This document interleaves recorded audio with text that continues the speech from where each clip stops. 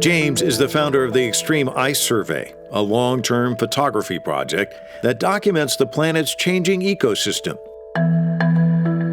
These images are combined into time-lapse videos that show how much and how quickly the landscape is changing. It all started in Iceland. I think I'm so certain to get wet, I'll take my boots off. Perhaps best known for the 2012 documentary Chasing Ice, cameras followed James on a National Geographic assignment to photograph the melting Arctic glaciers. I spoke to James prior to the pandemic at the Aspen Ideas Festival in Colorado. Take me back in time, because I think it's interesting. Your career really started by documenting nature at its wildest, Mount St. Helens. Well, actually, my career as an environmental photographer started when I was a little boy, in fact, because I loved being outdoors. I loved deep snow drifts. I loved climbing up in trees in the summertime. I loved camping and the smell of wood smoke and all that sort of thing, and canoeing and hiking on the little mountains I was able to hike on. And that eventually turned into a love of the alpine parts of the country when I had a chance to go hiking in Colorado and be up on these mountaintops. That in turn led to an interest in geology. I wanted to know how all of this works and where it came from. And that in turn led to me becoming an environmental photographer. I realized that I wanted to use the camera as a doorway into nature, instead of science as a doorway into nature. So what I do as a photographer is grounded on the science, and I still obviously have a leg over in that world, but my sensibilities are probably grounded in a love and aesthetic appreciation for the world around me. In 2020, the U.S. Space Agency NASA observed Greenland and Antarctica were melting 6 times faster than they were in the 1990s, based on satellite measurements. Melting ice is an obvious consequence of a warming planet. And when glaciers melt, they trigger a domino effect. Sea level rise, shifting currents, ocean acidification, which all threaten the world's biodiversity. You're watching these glaciers slowly disappear. What has that been like? When I've been photographing skiing, hiking, climbing on glaciers for how long now? Over 40 years. And it wasn't until 13 years ago that I started to look in a fresh way at them as a manifestation of climate change. And when I looked at them as a manifestation of climate change, I was originally stunned. I found it incredibly depressing to go to these glaciers in Iceland and realize that what I was seeing in April of 2005 was going to be gone when I came back in April of 2006. That year over year, based on what the locals were telling me there in Iceland, all that stuff was history. And indeed, I came back a year later and it was like, what happened? It was just wrenched my heart. It was really, really intense and overwhelming and depressing. And I realized then that I had to do something photographically around this climate impact question. And it was tough at first to keep the sadness at bay. But I realized that it was my duty. It was my mission, it was my calling, it was my vocation, and I had to show up and I had to give expression and bear witness to what was going on. There's the old saying now, see something, say something. Yes. But you're saying something, and seeing something is entirely different. I mean, this is much more personal to you. I'm watching from a distance. I mean, you're somebody who's there and seeing this.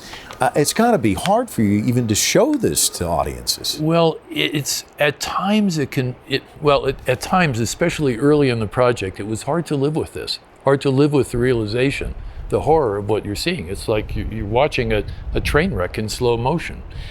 And I suppose that for all of us who work on this project, there's a sort of a professional distancing mechanism that we have to have here. if you've ever shot in a situation where there's, let's say, a lot of people who are wounded or hurt from some natural disaster or a war environment or whatever, you realize that you have to put that little rectangle up over your eyes and use that as a way to hold yourself emotionally off the horror of what you're seeing. And this is not as acute as that is, but it's still substantial. So we try and look at it from a professional sense. Did we get the picture or didn't we get the picture? Are we in the right place or aren't we in the right place?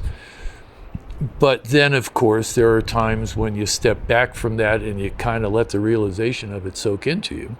And it can be really overwhelming and horrifying, because for me, I get this sense of, like, how is it possible that this is happening in our own time?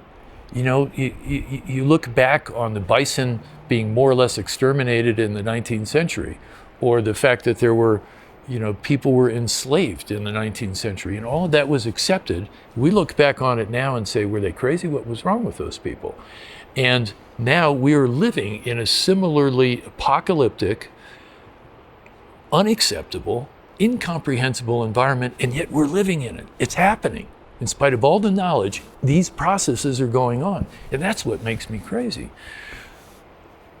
But for me, the next step internally becomes, it's my duty to show up. If nobody else is showing up and witnessing this and expressing this, well, God damn it, one person, sorry, I'm choking up. It gets overwhelming at times, but one person, this person, is going to show up and bear witness to it. Oh, this is the way to travel, my friend. Chasing Ice has been screened in more than 170 countries and won the Emmy Award for Best Nature Documentary. I do not want to go any lower than this. For James, the film was just the beginning of a larger conversation around environmental activism. Let's dig just a little bit deeper. Sure.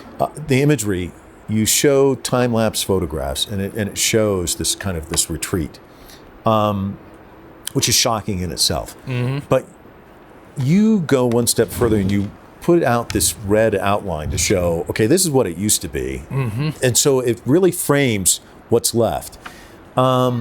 Give me the thinking behind that, because you're already shocking your crowd when they're looking at that, and then this really reinforces it. The context piece of this, trying to convey. Yeah, the funny thing about the human mind is that for many things, our memories aren't very good. And so in a picture like Mendenhall Glacier, we start the time lapse in 2007, where the glacier is just standing there right in front of the camera. And by 10 years later, it's shrunken way in the distance. But already, 30 seconds after I started the time lapse, your brain can't remember what was there. So I put that red line around the old position of the glacier to refresh your memory, to say, oh yeah, you remember what that little glass eye actually recorded for us? This is what was. And now we're at this current picture to show what is. And it's, you know, no self-respecting photographer should put lines or little illustrations over his picture, but sometimes we have to do that in order to fully convey the meaning and the scale of what's going on in these places. So I do it because I think ultimately the intention is to convey a sense of shock and awe about what's going on. So if I have to put a red line on it, okay, fine, I put a red line. And there's another one with the Empire State Building. Illustrating the same thing. Yeah, same thing. You know, you need a sense of scale. I've been in a lot of these landscapes like Columbia Glacier in Alaska, and I've camped in those places and spent a lot of time staring at those landscapes, and it's still really, really hard to get a feeling for how big these changes are. So sometimes you're just stuck with putting in a little illustration of like the Empire State Building to show how much ice deflated out of this valley over the past 30 years. And so over time, you've become more than a photographer. You've become a prosecutor. You've got evidence that to help with the case. What's been the response as you show this to crowd after crowd? Yeah, I've experienced really acutely how my life and mind and career have changed over this ice project. I've gone from being a guy who was strictly focused on, putting something interesting inside a rectangle of a camera to somebody who's much more of a communicator in trying to bring these situations alive at whatever dimension and through whatever media I needed to bring them alive in, So yeah, I often kind of grieve for the fact that I'm not just the old photographer I used to be, because it was kind of fun and easy to go out there with the camera or one of my assistants and go hang out and shoot pictures. Now my mission is much broader and much more complex. It involves words, it involves the public multimedia presentations, it involves the films, it involves websites, it involves a whole bunch of things that make my life really complicated. But I feel the sense of obligation and responsibility to communicate as best I can the full complex reality of what's happening around us. When I became a photographer, I wanted to celebrate the elegance and beauty of nature. But I soon realized there was a more complex story going on in the world. Very powerful force of Mother Nature. James' latest documentary, The Human Element, features the people most affected by climate change. We need to get out of here because the water is rising around us. One of the really nice things, though, is you state the case and you connect all the dots. I mean, the fact that you go into a forest and you show what happens to a forest, and you talk about the hurricane. I mean, it's all these things. It's the fires. It's connecting all the dots, because I think some people come at it and may talk about one piece of it, but they don't really talk about all the different pieces. How important is it to just string all of them together and create this tapestry? Yeah. Well, the part of my creative life that's mattered the most to me since the early 1980s has been looking in depth at a series of profound collisions between humans and nature. That work goes back to work I did on animals, endangered wildlife, and forests and trees and floods and all kinds of stuff, tsunamis, looking at the collision from different directions.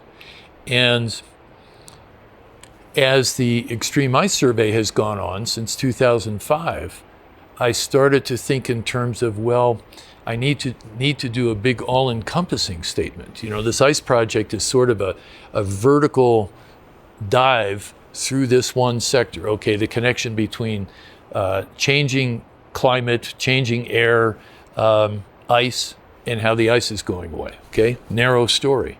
But I have been very conscious of the fact that there's a much broader story where there's a whole bunch of other things that are happening simultaneously all around that. And I wanted to try and do a tapestry that pulled all that together, like how the forests are changing, how the ice is changing, but the story doesn't stop there. It goes to questions of how that ice flows downstream and becomes sea level rise that hits somebody in their backyard, and what that means to the people who are touched by that. So this new body of work is a much more horizontal, more complex study of all of these interacting pieces and parts.